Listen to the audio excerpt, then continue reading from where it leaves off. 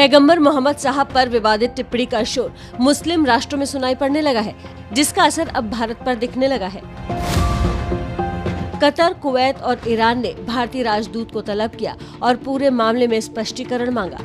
Qatar के विदेश मंत्रालय ने भारतीय दूतावास को एक नोट सौंपा, जिसमें लिखा, कतर भारत सरकार के सार्वजनिक माफी और इन टिप्पणियों की तत्काल निंदा की उम्मीद कर रहा है। जबकि भारतीय राजदूत ने अपने जवाब में कहा कि भारत सरकार सभी धर्मों को सर्वोच्च सम्मान देती है। विवादित बयान अराजक तत्वों के विचार है, सरकार के नहीं। वहीं कुवैत ने भी भारतीय राजदूत को समन भेजकर पूरे मामले में स्पष्टीकरण मांगा, जिसका जवाब भारतीय राजदूत ने बाद में भेजा भी। वहीं ईरान ने भारतीय राजदूत को तलब कर पूरे मामले में अपना विरोध दर्ज कराया है। फिलहाल ये सब ऐसे वक्त में हो रहा है जब देश के उपराष्ट्रपति वेंकैया नायडू खुद कतर दौरे पर गए थे और रविवार को उन्होंने कतर के पीएम और गृह मंत्री से मुलाकात भी की थी। नुपुर शर्मा के जिस बयान पर कानपुर से लेकर बूंदी तक घमासान मचा, उस नुपुर शर्मा के खिलाफ आखिरकार देर से ही सही बीजेपी को एक्शन लेना ही पड़ा।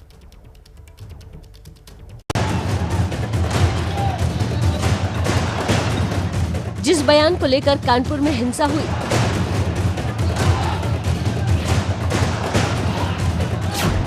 जिस बयान पर हिंदुस्तान से लेकर खाड़ी देशों तक सियासी तूफान खड़ा हो गया, इसमें सारा दोष तो नुपुर शर्मा का है। नुपुर शर्मा को सस्पेंड करना चाहिए था और कानूनी कार्रवाई भी करनी चाहिए। उस नुपुर शर्मा के खिलाफ आखिरकार बीजेपी ने देर से ही सही एक बड़ा कदम उठाने का फैसला कर ही लिया।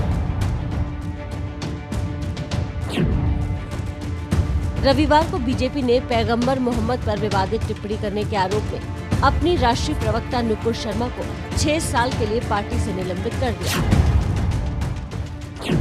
बीजेपी की तरफ से जारी बयान में कहा गया कि बीजेपी सभी धर्मों का सम्मान करती है और किसी भी धर्म के पूजनीय लोगों का अपमान स्वीकार नहीं करती। पार्टी को ऐसा कोई भी विचार स्वीकार्य नहीं है जो किसी भी धर्म या संप्रदाय की भावनाओं को ठेस पहुंचाए। यही नहीं, बीजेपी ने धर्म को लेकर विवादित टिप्पणी के मामले में दिल्ली बीजेपी के मीडिया प्रभारी नवीन जिंदल को पार्टी से बाहर का रास्ता दिखा दिया है और उसकी प्राथमिक सदस्यता खत्म कर दी है। मेरा मानना है कि ये एक बहुत ही यूनिक एग्जाम्पल है। पार्टी खुद भी डिसाइड करे। हर पार्टियों को ये देखना चाहिए कि उसकी पार्टी का कौन सा व्यक्ति ऐसा कोई बयान दिया जिससे किसी की भावना को ठेस पहुंची। फिलहाल बीजेपी के इस कदम का धार्मिक संगठनों ने स्वागत किया है। और टीवी डिबेट में संप्रदाय विशेष पर टिप्पणी नुपुर शर्मा को भारी पड़ गई। बीजेपी ने एक्शन लिया तो नुपुर शर्मा को अपनी गलती का एहसास हुआ और अपने शब्द वापस लेने की उन्होंने बात कही। नुपुर शर्मा के जिस विवादित बयान पर धार्मिक बवाल हुआ, हिंसा तक की नौबत आ गई, लेकिन उन्हें अपने विवादित बयान पर शर्म तक नहीं आई। लेकिन जब बीजेपी ने पार्टी से निलंबित किया तो जाकर उन्हें अपनी गलती का एहसास हुआ और उन्होंने संप्रदाय विशेष पर की गई टिप्पणी को वापस लेते हुए ट्वीट किया और लिखा कि मैं कई दिनों से टीवी डिबेट पर जा रही थी, जहां रोजाना मेरे आराध्य शिव जी का अपमान किया जा रहा था, जिसे मैं बर्दाश्त नहीं कर पाई और गुस्से में आकर कुछ बातें कह दी। अगर मेरे शब्दों से किसी की भावना को ठेस पहुंचती है तो मैं उसे वापस लेती हूं। मेरी मंशा किसी को कष्ट पहुंचाने की नहीं थी।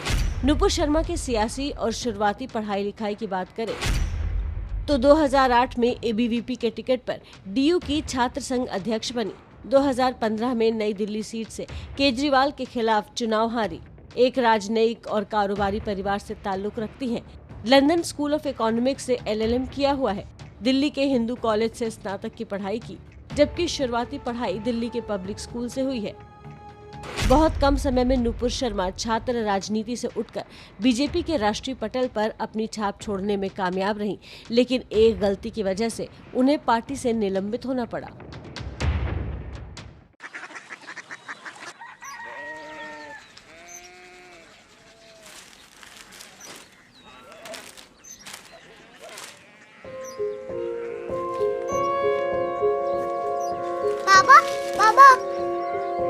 पुड़िया सिटी जानिए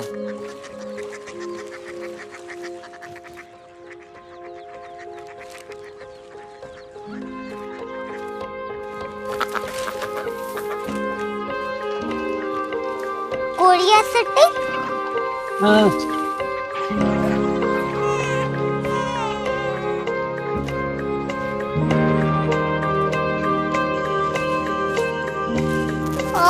कोरिया सिटी कहाँ पे है? शहर अंग्रेजी लगे हैं।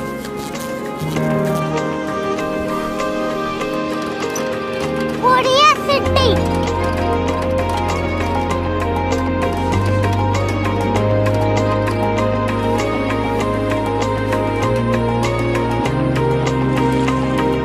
वो बहुत दूर है।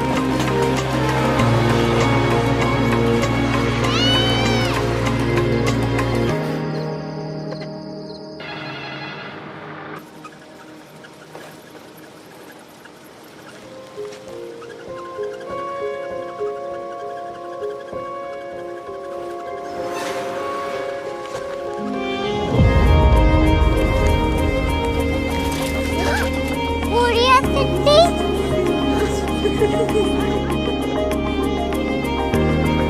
दुनिया कुछ लोग बड़े होते हैं। कोरिया सिटी कहाँ है? प्रोफेसर साहब को पता होगा। हो, ये छोटा वाला ग्लोब लगता है और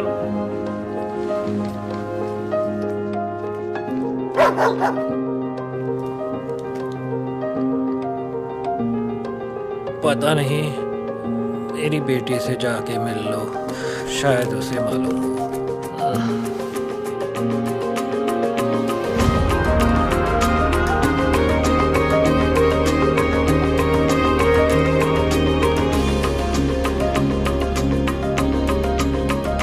हाय, बाबा ने भेजा है। Come here.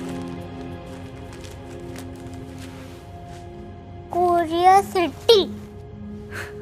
कोरिया सिटी नहीं, क्यूरियोसिटी। वो क्या? That's what brought you here? जो तुम्हें यहाँ तक ले आया। क्यूरियोसिटी।